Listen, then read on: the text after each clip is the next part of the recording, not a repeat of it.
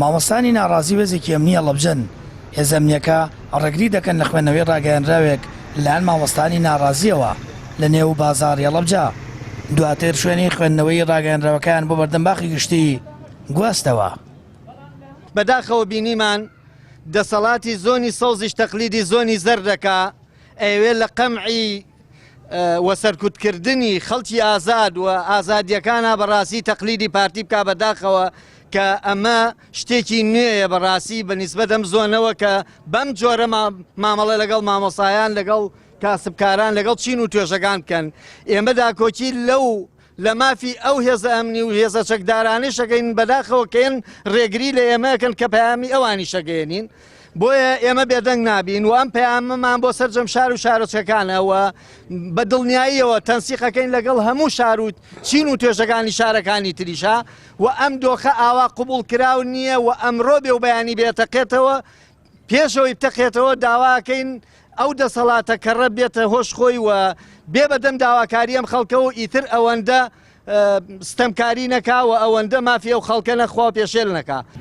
مامۆستانی ناڕازیە لەبجۆ بەشێک لە فەرمانبەران ڕاگەیەنراوێکیان خوێندەوە تێدا وەشداریاندایە دەسەڵات لەوەیەر کاردانەوەیکی جەماوەری ناڕێکخرا و لە ئەستۆی خودی دەسەڵات خۆیدایە و داواش لە هێزەکانی دەرەوەی پارتی و یەکێتیش دەکەن لەم بارودۆخەدا هەڵوێست وەربگرن. بڕیان کردووە لە سیخڕ و لە ئێمە وێڕای نیگەرانیمان لەم دۆخە هەر کاردانەوە و تەقینەوەیەکی جەماوەری هەر خوێن ڕشتن و تێکچوونی بارودۆخی شار و شارۆچکە و کۆی کۆمەڵگەکەمان لە ئەستۆی ئەو دوو ماڵباتە و پراوێزەکانیانە. ئێمەش هیچ بەرپرسیارەتیەک هەڵناگرین و خەڵک سەرپشکن لە هەر چالاکێکی ناڕەزایی و ناڕێکخراو. یاریکردن بەکات و تێکدانی هەر ڕێککەوتنێک لە نێوان حکوومەتی ناوەند و هەرێمدا بووە بە سیمای دیاری دەسەڵات. ئەوەی بۆ ئێمە جێگای نیگەرانیە خۆشباوەڕی خەڵکە کە بە بڵاوکردنەوەی هەواڵی پێدانی موچەیەکی درانگوەخت ئەکەونە هەلەکە سەما و هەموو شتێکیان بیرەچێت. داوا لە هێزەکانی دەرەوەی پارتی و یەکێتی ئەەکەین هەلێکی لەبارە و هاتوۆتە پێشەوە.